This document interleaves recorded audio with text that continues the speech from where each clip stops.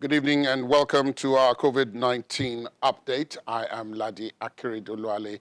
Here are the highlights at this hour. Federal government hints at rise in airfares. Interstate travel ban is lifted outside curfew hours. And nationwide, no movement remains 10 p.m. to 4 a.m. Nigeria police moves against violators of interstate travel ban in Lagos. And World Health Organization warns the worst is yet to come with COVID-19 as death toll surpasses 500,000 worldwide.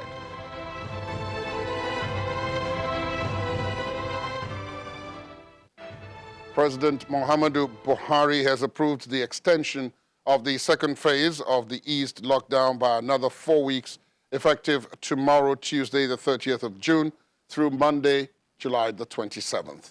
The chairman of the Presidential Task Force on COVID-19, Mr. Boss Mustafa, announced the extension at the daily news briefing of the Presidential Task Force on COVID-19 in Abuja.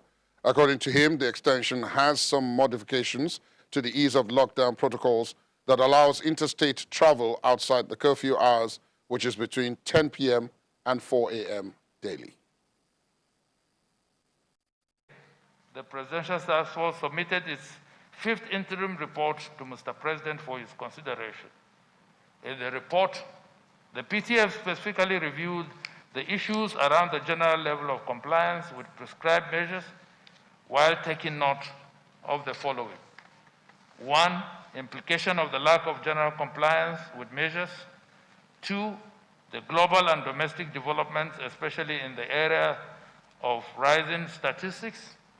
And 3, the continued restriction in the education and transportation sectors, as well as for activities that attract mass gatherings, such as operations of market, places of worship, and entertainment.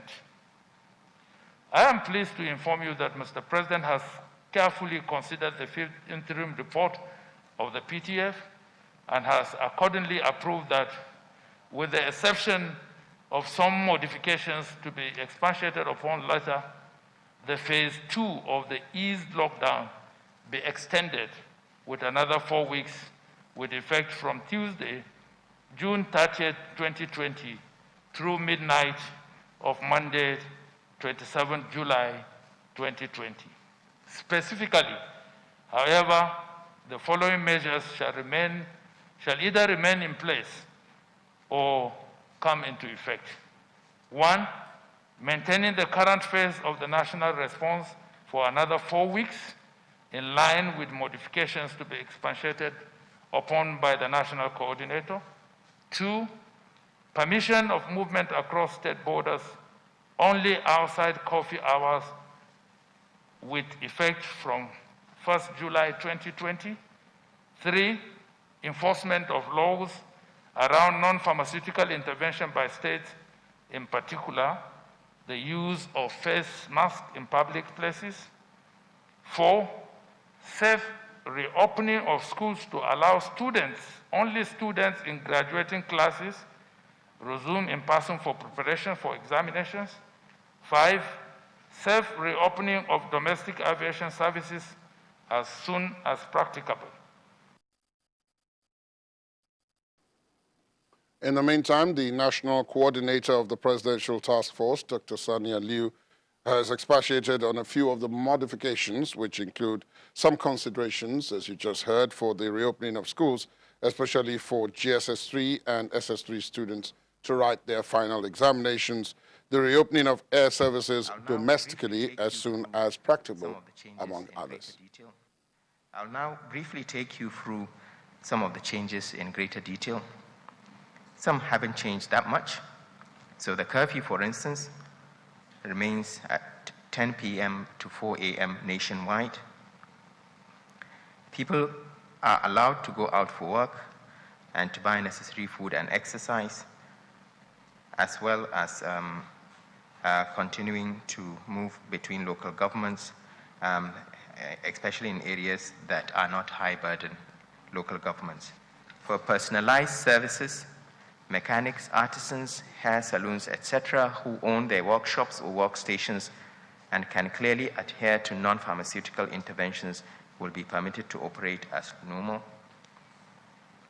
For markets, there is no specific change to what we already have in phase 2, and this will be driven by local authority arrangements. For hotels, restaurants, and eateries, there is no specific change. Hotels must observe all mandatory non-pharmaceutical interventions. Restaurants to remain closed for eat-in with strict cleanliness guidelines, except for restaurants that are serving hotel residents. Bars, gyms, cinemas, event centers, and nightclubs remain closed, and this will be enforced. For educational activities, daycare and primary schools, all daycares and primary schools to remain closed till further evaluation. Schools are encouraged to continue with e-learning and visual teaching, but pupils may proceed to take the National Common Entrance as soon as is feasible, provided there is compliance with issued non-pharmaceutical interventions. In Lagos, the state government has secured some private laboratories as it intensifies its coronavirus disease testing capacity. The Commissioner for Health, Professor Aki Abayomi, said this at a briefing on the COVID-19 situation. The Commissioner explained that the state had reached the level of active community transmission and that the next strategy is to work with the private sector to carry out sophisticated COVID-19 testing. As you well know, we've reached the level of active community transmission.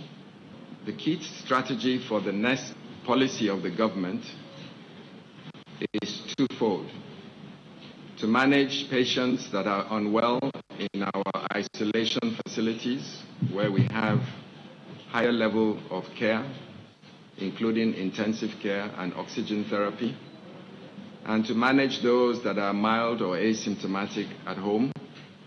But isolation is still the central focus. So either you isolate in a facility or you isolate at home. So to expand our testing capacity, we've identified potential opportunities for us to work with private sector, and we've identified laboratories that can do the sophisticated level of testing that's required for COVID-19. This graph shows you that we are now have reached a stage where we've diagnosed over 10,000 cases. Professor Aki Abayomi, the Lagos State Commissioner for Health. In Adamawa State, the government's COVID-19 Containment Committee has declared that 84 persons are now infected with the virus in that state. Of this number, 40 are on admission at the State Isolation Center, while 24 have been discharged, while 6 people are dead. According to the Commissioner for Health, 11 new cases have now been recorded, while 44 have been discharged. He claims most of the new cases are within the adjoining local government areas of Yola North, having 47 new cases, Yola South with 9, 11 cases in Giri, and Mubi North with 10 new cases, while the rest cut across the other local government areas.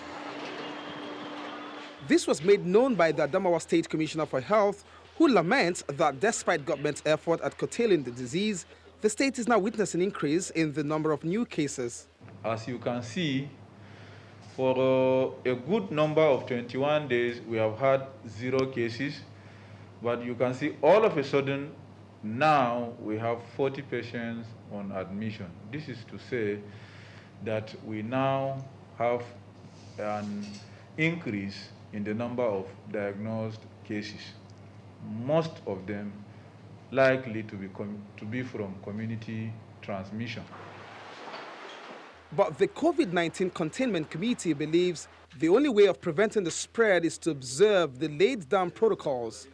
If we realize that people are not responding the way they should, because we are expecting that citizens of Adamawa are responsible enough to understand this, that they should be able to on their own, do this.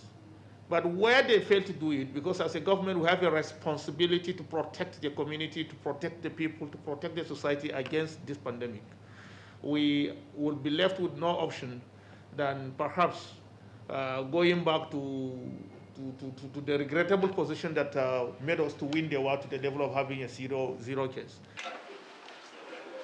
Only recently, Adamawa State had announced that all its coronavirus patients have been treated and discharged from the isolation centers. The new cases show a sharp increase owing to the proximity of the testing centers located at the Federal Medical Center in Yola, the state capital. From the northeast to the north central, where the chief medical director of the Federal Medical Center Makurdi, Dr. Inundu Pecheru, who has been managing one of the two isolation centers in Makurdi, the capital, says one person may have died of the COVID-19 virus. Speaking on the challenges of dealing with the novel virus, Dr. Inundu says of the 31 persons quarantined at his facility from March 2020, 22 tested positive, while 14 have been treated and discharged, with 8 persons still at the isolation center. Pius Ambo has more. The Chief Medical Director of the Federal Medical Center, Dr. Peter Inundu, has warned residents of Benue State to take extra measure in protecting themselves, starting by washing your hands with soap and water, the use of alcohol-based hand sanitizer, and the use of face mask. He's particular about this because of the spike of COVID-19 confirmed cases in the state. Last week, we had just 47 cases, but today, there are 59 cases with a possible confirmed case of death at the isolation center in Api from the FMC. He's worried that many people are not taking the warnings seriously, as exemplified by a lot of people not wearing face masks in public places. People still shaking hands, and he's worried that people must take extra care in protecting themselves from the spread of COVID-19. We are yet to get to the peak of this infection. In fact, for many states in Nigeria, I think we're just beginning. And so people should not relax. This is when to take more precautions. Personal hygiene, wearing of face masks, etc., etc. People must not relax. COVID-19 is here, and I think many people are incubating the virus. So many of the asymptomatic patients are transmitting the virus without knowing. So people must continue to be extra vigilant and extra careful. People are now at risk at the community level because of the spreading that is ongoing currently. People must begin to take extra measure to protect themselves from the spread of COVID-19, and it is really here with us. From the FMC in Makurdi, Pius Angbo for COVID-19 updates. From Benue to Bauchi State, where it commissioned a molecular laboratory today to enhance the fight against COVID-19. Hajara Aliu has those details. Bauchi State does not have to take its samples to Abuja, Irua in Edo State, or Vom in Plateau State. This will significantly reduce the waiting time for results and improve our efficiency in managing the COVID-19. Once the sample is brought into the laboratory, it comes here first, the viral inactivation room. This is where the sample is processed to make it relatively sterile for further processing. 926 samples have been processed here, and 186 have returned positive. The laboratory has the capacity to be expanded to include tests of other diseases like Lassa fever, yellow fever, and even HIV and hepatitis B viral loads, but with provision of other supportive equipment necessary for the calibration and upgrade. The COVID-19 testing laboratory, which will be commissioned today, was equipped by the North Development Commission at the instance of its Executive Governor, His Excellency Senator Bala A. Mohammed Kauram Bauchi. The number of confirmed coronavirus cases in Nigeria continues to rise, as shown in the COVID-19 situation report published by the Nigeria Center for Disease Control, the NCDC. So far, 24,567 cases have been confirmed from around the country. 9,007 people have been discharged, and the death toll stands at 565. This brings the number of active cases to 14,995. The country has conducted over 130,000 tests across 35 states and the FCT. Looking at the demographics, the male gender accounts for 66%, while the females represent 34% of the total number of confirmed cases. The most affected age group remains those between 31 and 40 years. A breakdown of the highest cases in each of the 6 zones shows Lagos in the southwest with 10,144 cases. The Federal Capital Territory in the north central has 1,792 cases, and Kano in the northwest has 1,200 cases. River State still tops in the south-south with 1,056 cases, and Bauchi in the northeast with 500 cases, while Ebonyi once more displaces Abia to lead in the southeast with 395 cases. We'll be taking a break at this point. When we'll come back, we'll be taking a look at one of the issues thrown up from the battle against COVID-19, the evacuations of Nigerians from abroad and how that affects case management. Please stay on with us. Thanks for staying tuned. Welcome back to our COVID-19 update. One of the most contentious issues about COVID-19 case management has been the issue of the evacuation of Nigerians from abroad back to the country from various parts of the world. Over the last couple of weeks, Nigerians have returned from the United Kingdom, from the United States, from places as far flung as Pakistan, Sudan, the United Arab Emirates, amongst others. But how is this process being managed? And is there the possibility or the risk, perhaps, that these evacuees might bring about some complications to the local COVID-19 case management? Joining me to look at this issue is a public health epidemiologist. From our Abuja studios, we're being joined by Dr. Akiala Ishaku. Good evening, Dr. Ishaku, and thank you for your time. Thank you, Ladi. Thank you for having me. These evacuees who are coming, we know that there's a protocol. There was a previous protocol that has now been changed to what is described as a more cost-effective protocol. Are you satisfied with the guidelines put in place in the new protocol, which has led to some level of speeding up of the evacuations? Yeah, so thank you for that question.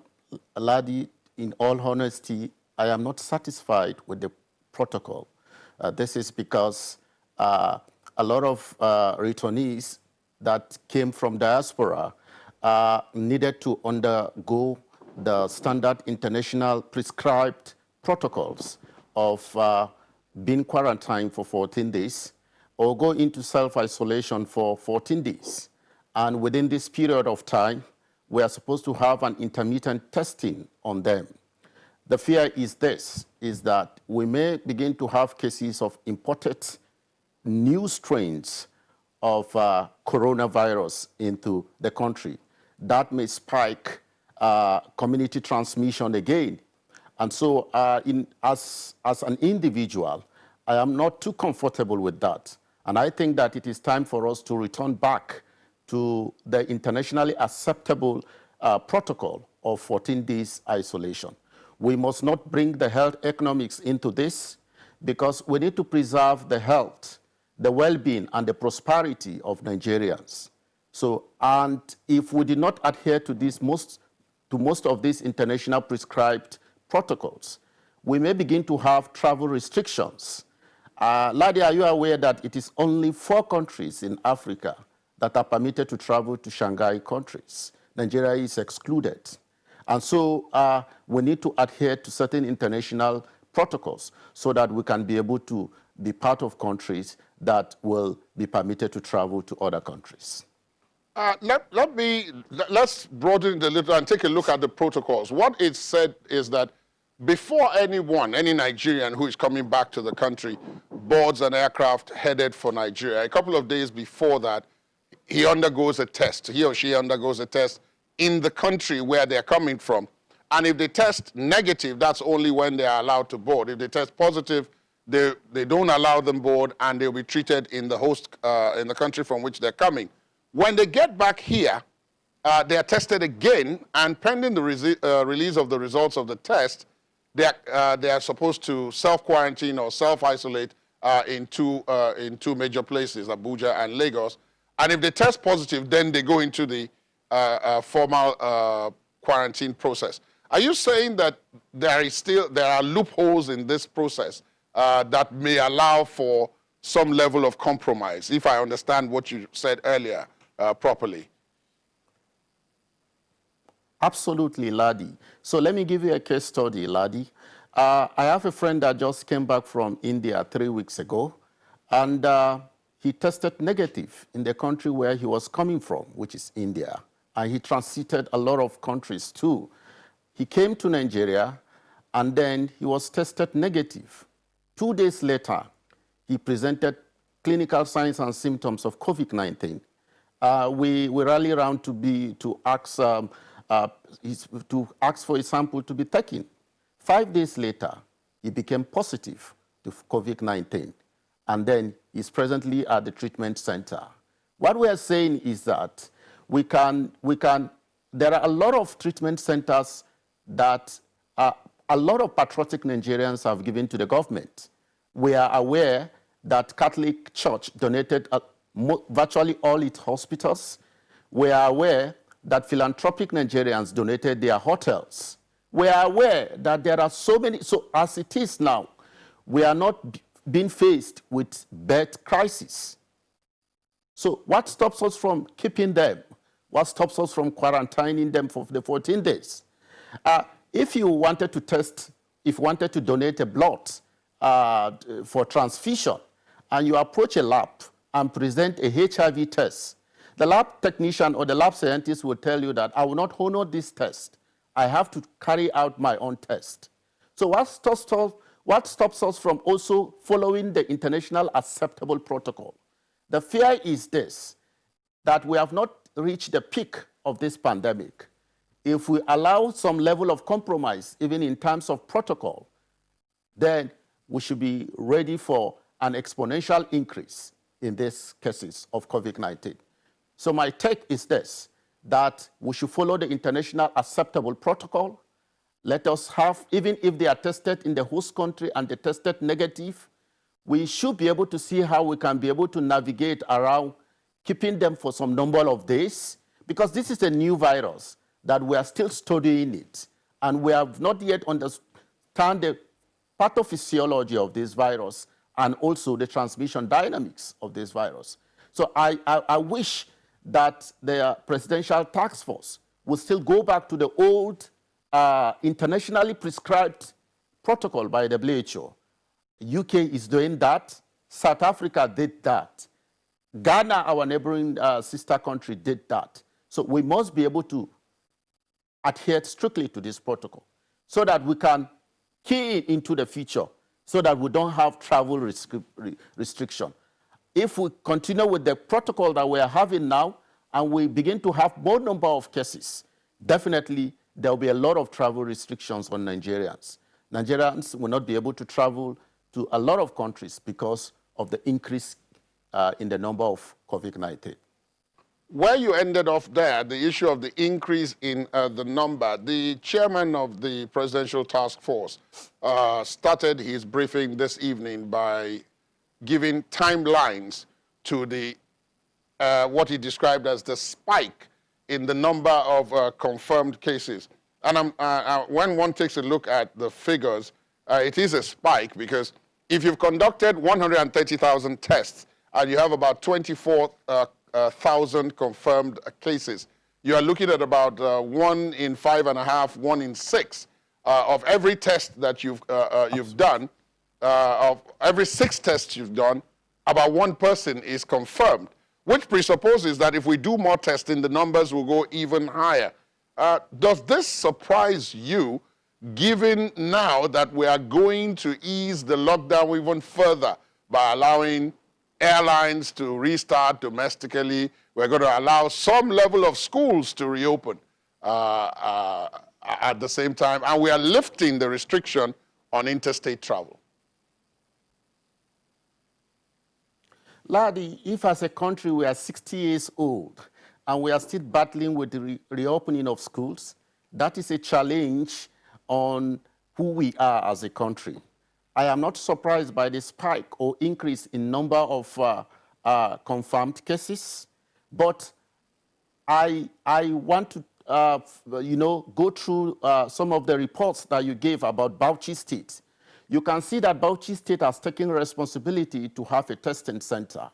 And so what NCDC is driving at is about state ownership. So in a couple of days, what we expect to see is that to see states opening molecular diagnostic centers where samples can be processed and be tested so that we can reduce the burden in the central reference lab. So I'm not surprised by the spike in the number of cases, but there are a lot of things that we should have done. What I was expecting from the Nigerian Governors Forum is that they would have strengthened their public health institutions in their various states. And then for you to ease interstate travel, we should be able to see COVID-19 permits. I have a friend that stays in Australia. He wanted to leave Queensland to Sydney. He was quarantined within the same country for 14 days for not presenting a COVID-19 permit. So I was thinking that we would have strengthened public health institutions in our various states and then begin to see how we can begin to have testing centers. If in 4 months there are states that don't have single testing centers, then it shows who we are as a country. So I was expecting that we should have that. And I was also expecting, why must we have a test run on airports and not have a test run for schools? Ladi, let me ask you this moral question. Is it justifiable for us to have a test run in schools and have a test than to have a test run in airports? I think that we need to prioritize certain things and begin to see how we can forge ahead as a country. So my advice is that for states that don't have testing centers, let them push to have testing centers so that we can, as we begin to ease the lockdown, they should be able to have ownership of this fight for this pandemic and begin to, do a lot of testings. If I may ask you again another moral question, Ladi, how many vice chancellors of universities got in touch with their students or with their lecturers? How many of rectors of polytechnics and provosts of colleges of education were able to engage their students with a common text message when they were at home about COVID-19? None. I lecture in the university and I think there is none. So it shows that there is a gap. We need to have a strategic integrated communication system. Ladi, Nigerians have lost trust in the system. And what we need to do is that we need to regain back the trust of Nigerians back. If you take 9 out of 10 people and ask them whether COVID-19 is real, they will tell you that COVID-19 is a scam. If you ask them what about the figures being doled out by NCDC, they will tell you that these are political figures. So as a country, we need to engage the citizens and begin to go into strategic communications and begin to see how we can be able to restore back the trust and begin to see how we can live in the new normal. So this is my take. Thank you very, very much, Dr. Ekela Ishaku, for your time. Dr. Ekela Ishaku joins us from our Abuja studios. He is a public health epidemiologist. Thank you once again for your time. The Lagos State Police Command has arrested 179 persons for violating interstate non-essential travel restrictions. The violators were arrested during a 2-day operation in various interstate checkpoints and motor parks within Lagos. Among those arrested were 43 commercial bus drivers conveying the arrested passengers to Abuja, Kogi, Abia, and the northern part of the country. 43 vehicles were also impounded across motor parks. Speaking shortly before the suspects were arraigned at the Lagos State Special Offences Mobile Courts in Ikeja, the Commissioner of Police, Lagos State Command, Mr. Akim Odumosu, warned commercial vehicle operators and motor parks against violating interstate movement restriction orders, while passengers are warned against non-essential interstate travel. The court has sentenced the suspects accordingly.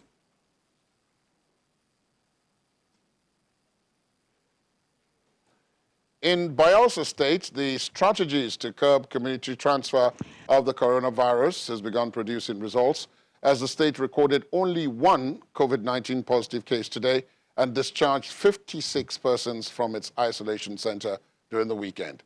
Our correspondent, Deborah Timiwood, gives us the update. The reassurance from medical practitioners that being infected by the coronavirus is not a death sentence is now more believable amongst residents of Bayelsa State, as over the weekend, 56 persons were discharged out of the isolation center. The COVID-19 task force in the state believes that the state is gradually winning the fight against the spread of the coronavirus, as only one positive case was recorded today. Earlier on in the day, we spoke with the head of the public unit in Bayelsa State, and he says the state intends to join the federal government in easing the lockdown and continue to win the fight against the spread of COVID-19 in the state. We will go back to full lockdown. No, that is not the way. The society has to be restarted, has to reopen. But it's a gradual process. And also part of all of these things we are doing is to ensure that we also flatten the curve. We don't have so many people falling sick at the same time and coming and overwhelming my health facilities. So that is what we are doing. We're just following through what is happening at the national directives and protocols. The governors are meeting, the big stakeholders in the health sector are meeting, are all syncing all our strategies to ensure that we have a one country strategy, you know, to combat COVID-19 and also to reopen the society as well. Most commercial activities in Bayelsa State are now in full operation, and some private schools are considering offering extramural classes to their students. From Yenegua, Deborah Timiwood for COVID-19 updates. All right, thank you very much, Deborah. In the Lagos studios, I'm being joined by public health physician, Dr. Oladapo Atsiobi. Thank you so much for coming in. Thank you very much. Let's get right to it. Two key issues, really. The issue of evacuations. I was speaking to Dr. Ekela Ishaku, who is an epidemiologist, and he was saying that, well, there might be room for risk in the way we are currently evacuating people from abroad, Nigerians from abroad, back to the country, and allowing them possibly to go and do their isolation themselves while we await test results, which they undertake when they get home. I'm wondering, do you, I mean, from the public health perspective, do you see a situation where it is possible that one or two people may slip through the cracks because this kind of system relies on the discipline of those who are coming? Do you see a situation like that? Well, the whole infection started with one person slipping through the crack with all our vigilance. Right. So, really, there's no foolproof human system. However, if you look at the NCDC guideline, the first condition, because we should look at those guidelines before we comment, right, is whoever is coming back should have had a PCR test done 2 weeks prior to coming back and negative. Yeah, before being allowed to board, yes. So I don't think we don't have anything to fear.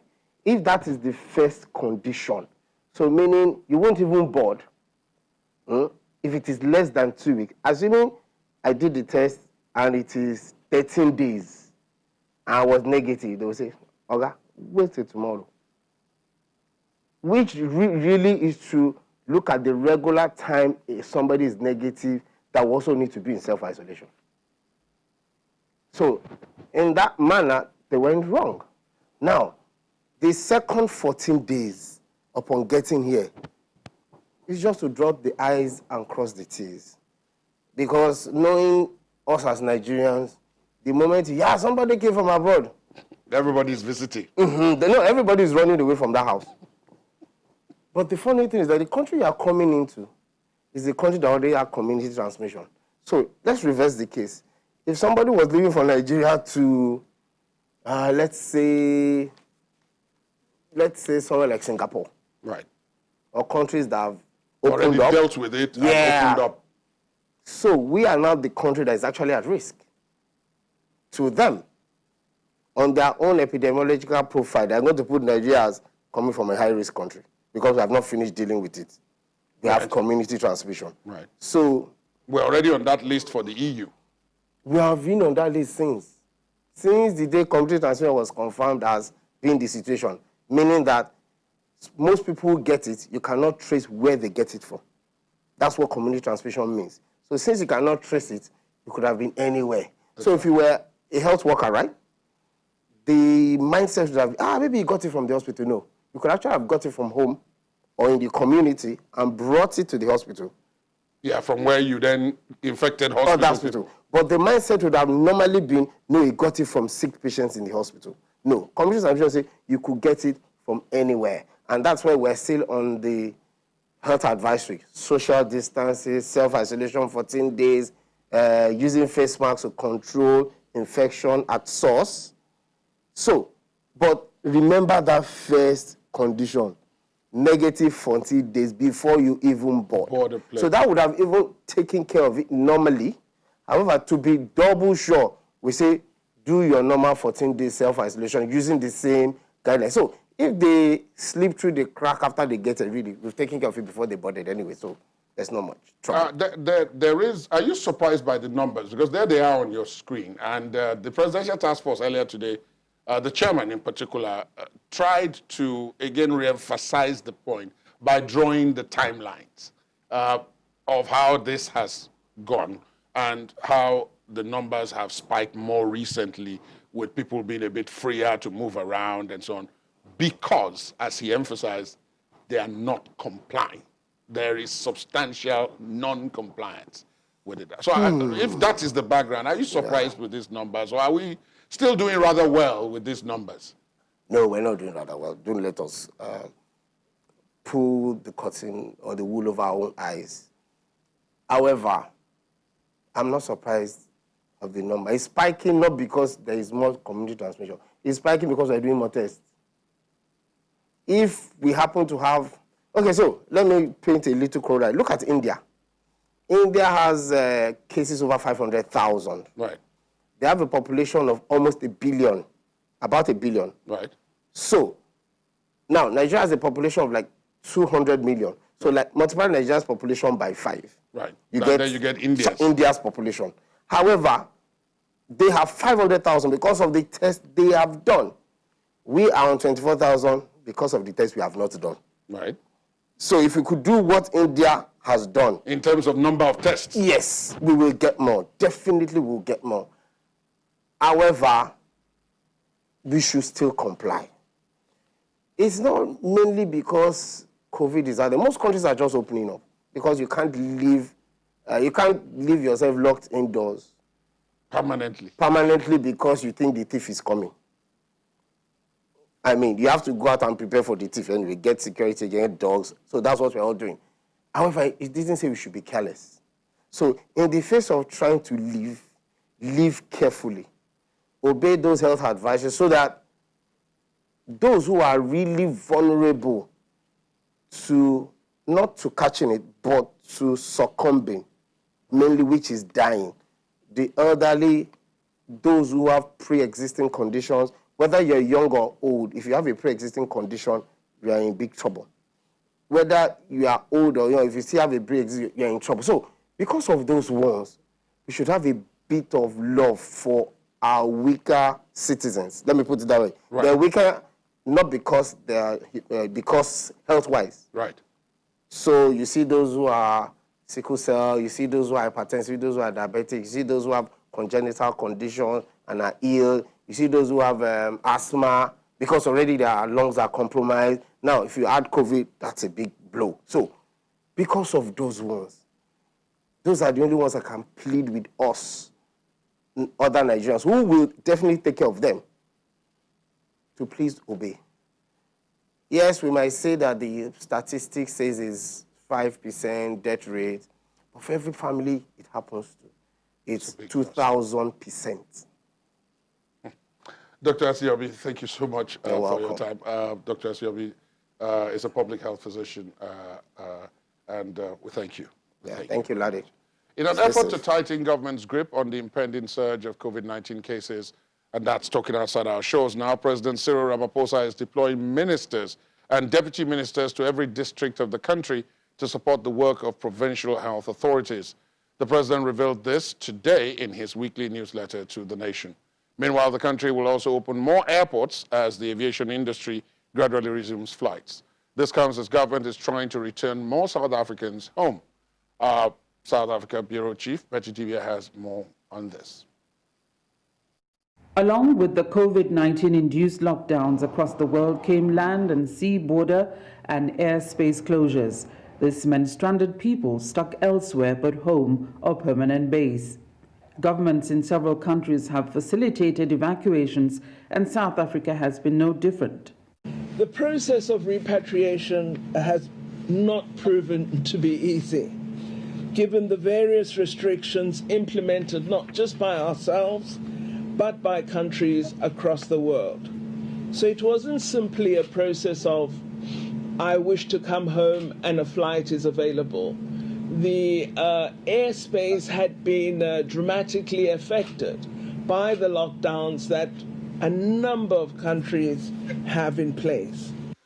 Nigerians have also been evacuated from South Africa recently on the same flight that evacuated South Africans stranded in Nigeria. This was a slight deviation from the initial regulation, which was for evacuation flights to come empty, evacuate screened passengers without crew disembarkation or crew change. The regulations for the special evacuations have been quite stringent to avert any further importation of the virus. We need to check the authentic results of your COVID-19 test, and it must read negative, because anyone that reads positive will not travel.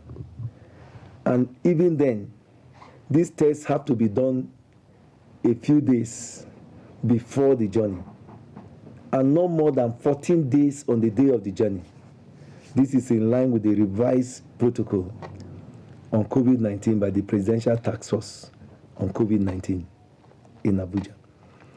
At the same time, you must wear your face mask, a face mask that will be really protective, not just to carry your clothes and just hang it around. All this will be checked. Speaking to the media in Pretoria today, Transport Minister Fikile Mbalula announced the reopening of more airports in the country for more local flights. This means more interprovincial movement. Only special evacuation flights are still permitted on the international front.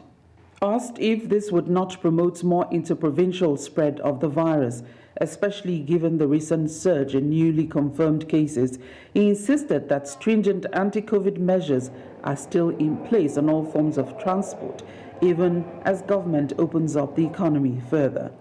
From Johannesburg, South Africa, Betty Dibia, Channels Television News. Well, Betty joins me on the line from Johannesburg, South Africa. Good evening, Betty. I just got time for a quick question here. Have there been challenges with the process with the evacuation of citizens in South Africa? I get, you mean Nigerian citizens or South African citizens? South African citizens. Well, as you heard the minister say, it's been difficult. In some countries, you have just one person. In other countries, you have many people. So collating the numbers and then giving, making room for the conditions given by the various governments has been a challenge for them. But so far, over 5,000 South Africans have been repatriated into the country by air and by land. So it hasn't been totally easy, but they've been doing it. All right, that's all we've got time for, Betty. Thank you for that update. Betty Dibia, Bureau Chief, joining us from Johannesburg in South Africa. The Director General of the WHO, Dr. Tedros Ghebreyesus, has warned that the coronavirus pandemic is not close to being over, saying the worst is yet to come. It has now been 6 months since the first cases of this mysterious pneumonia-like illness were reported in Wuhan, China. With more than 500,000 people dead and more than 10 million confirmed cases worldwide, Dr. Ghebreyesus says the pandemic is speeding up and the world would need greater stores of resilience, patience, and generosity. That's our COVID-19 update tonight. How many times have you washed your hands today? Hand washing with soap under running water is one of the most effective ways to prevent the spread of infectious diseases like COVID-19. You'll find more on the COVID-19 safety protocols on the website of the Nigeria Center for Disease Control, the NCDC. ChannelsTV.com also has details of stories about the pandemic, including the conditions for the ease of the lockdown phase that we're going into for the next 4 weeks. Check that site out for all stories concerning all. I am Ladi Akari Duluale. Thanks for watching tonight. Good night.